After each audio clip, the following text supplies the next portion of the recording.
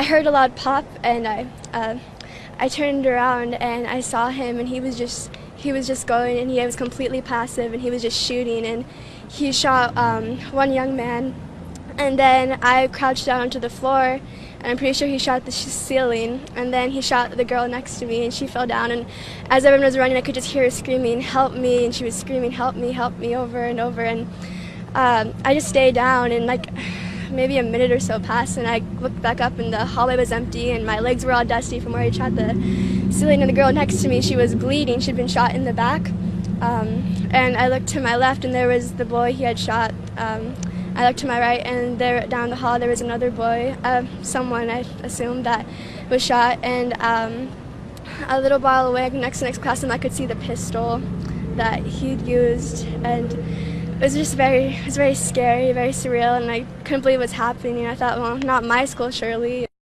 I had gotten on the bus, and I sat down with my friend, and we were laughing. A boy behind me was telling jokes and stuff, and the boy in front of me, he was laughing, telling jokes, and he rides my bus. I've talked to him before, and then I didn't think that in 30 minutes, so that he would be dead, because it was the same boy who shot that was riding my bus, and I'd seen him, he was laughing, he was a regular person, and 30 minutes later he had passed. It was horrifying.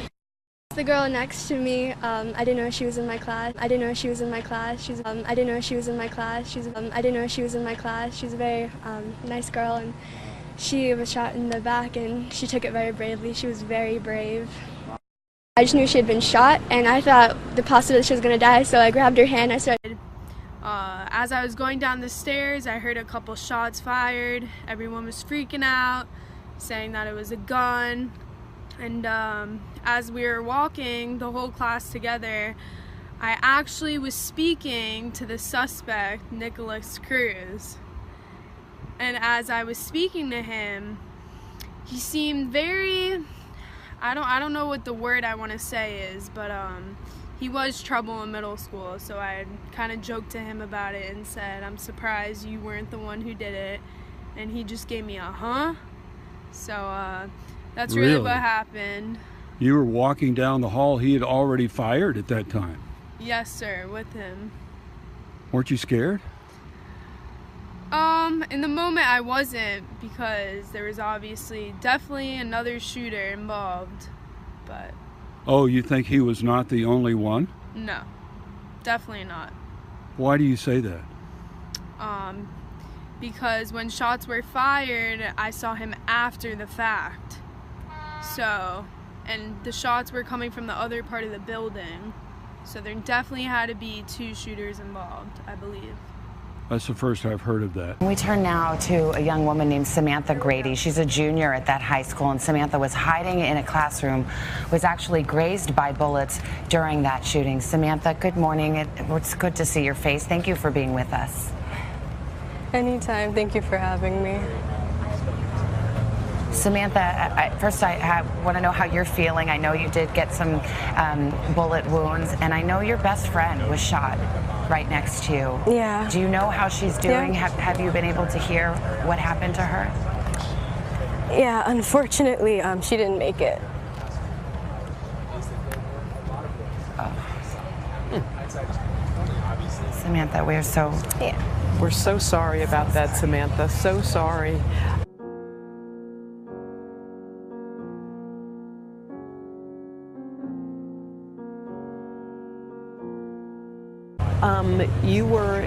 Are you okay, honey? I'm okay. Thank you. We're sending love and prayers to you right now. Thank you. Tell us, if you can, what it was like in that classroom during those moments. Did you hear the gunfire first? What happened? Well, so I was doing an assignment for my Holocaust class, and I was typing, and I took my phone out because I wanted to show my friend something. And then I heard two shots. My friend pushed me and said, "Sam," and I ran to the left side of the classroom. That's where there was a big bookshelf, and we all kind of huddled there together. We were all making, we clamped really close, tightly together. And then students in front of me, there was this cabinet. They pushed it, in front of them so that it would deter some of the bullets. And the gunman, there was 2 people in the hallway that I know, and I believe that they were shot. And after I heard those 2 gunshots, then we started running, and then he came for our classroom. So he came after he shot those other 2 people. And Samantha, as I understood it, the door to your class. And Samantha, as I understood it, the door to your classroom Was actually locked, but he shot through the glass. Is that what happened? Yeah. Yeah, the door was locked, thankfully, but he shot quite a few bullets into the glass, and it hit a few people behind me, and yeah, it was intense. And we were, sometimes you put anything in front of you that you can to try to protect yourself. And we were reading that your friend suggested to you just get a book, hold up a book. Yeah. Did you my tell friend, me about that? Yeah, she was. She was the one who pushed me, and we were running. We were already situated in the by the bookshelf, and she's like, "Grab a book, grab a book." So I took a book. It was a tiny book, but I took a book and I held it up, and I believe maybe the book kind of deterred some of the bullets, so it didn't hit me so badly.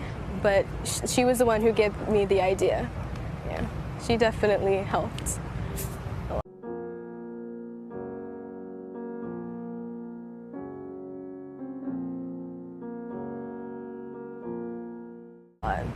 Samantha, I know you were able to get out of the school. You went over to where it was safer by the ambulance, and at some point you were able to call your parents and see your parents. They must have been so happy to see you. What was that reunion like? Well, when I first left the school, they didn't know anything had happened, so I hid behind a truck and I called them, and I made sure I was kind of calm because I didn't want them to go crazy. So after that, after a long story short, I went to the ambulance, and then while I was in the ambulance, they rushed down to the school, but their phone died, so they borrowed someone else's phone, and then I told them, I'm in the ambulance and I'm on my way to North Broward, and I will, try and come there, and then just ask for me, I'll tell them your names, and that's what happened. So they rushed there. I was already taken care of. I was already in the hospital bed. They walked in, and my dad was really worried. It was etched all over his face, and my mom, she was bawling. As you can imagine, it was pretty scary for both of them. Well, you are such a brave young woman. Just the fact that you were in that classroom, you had the presence of mind to call 911, and you're worried about your parents' feelings. I mean, that's what you're thinking about. Tell us what happened when you got home. Were you able to talk it out with your family? Did you feel like discussing it? Yeah. Well, we did have, a lot of people asked actually at the hospital, someone came in and they told me, talk about it as much as you can so it can get out of your brain and so you don't have nightmares about it. So whenever the opportunity came, whenever someone asked, I freely talked about it because I don't want nightmares. And so my family, we talked about it at the hospital, and then when we came back, we had discussions, and I told them different little details that I didn't tell other people. I told them specific details, and it was an intense moment. My whole family, we came together. It was pretty, it was bad. But the support was nice. Well, Samantha, you have been through too much, way too much for a young woman your age, but what bravery you showed, and our hearts are with you, and we're sending you our love. Thank you for being with us. Thank you. I heard a young man crying for his mother when he was dying, and it was terrifying. Her geography teacher, Scott Beagle, tried to lock the classroom door, but was a fraction too late. He fell in the middle of the doorway, where he lied dead for probably more than an hour.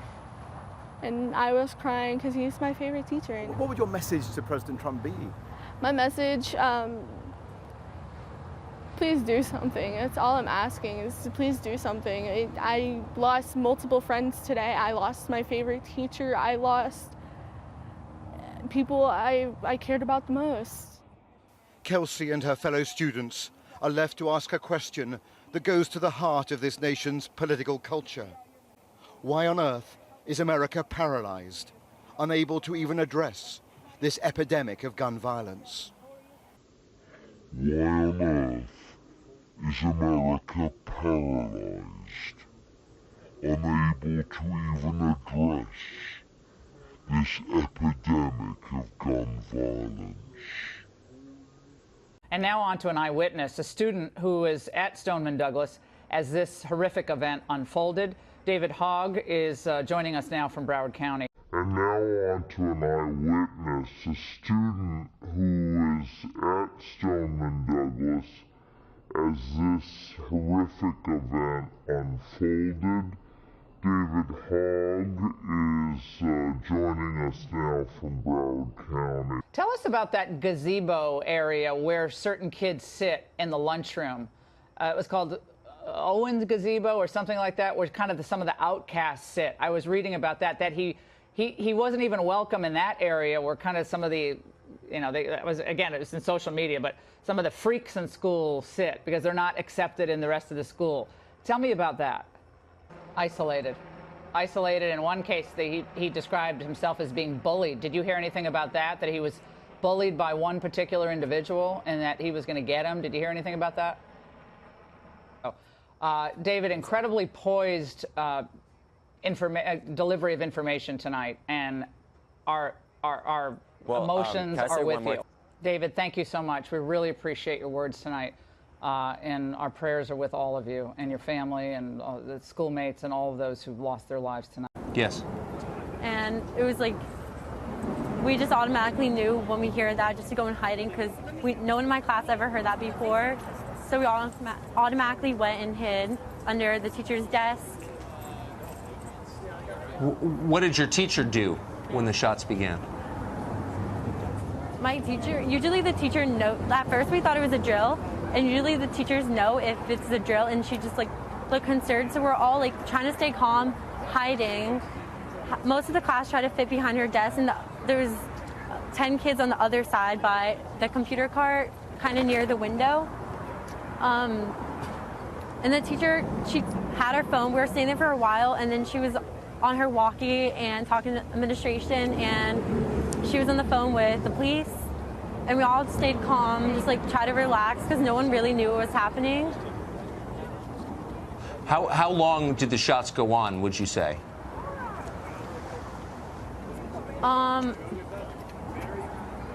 For a while, I feel like 10 minutes.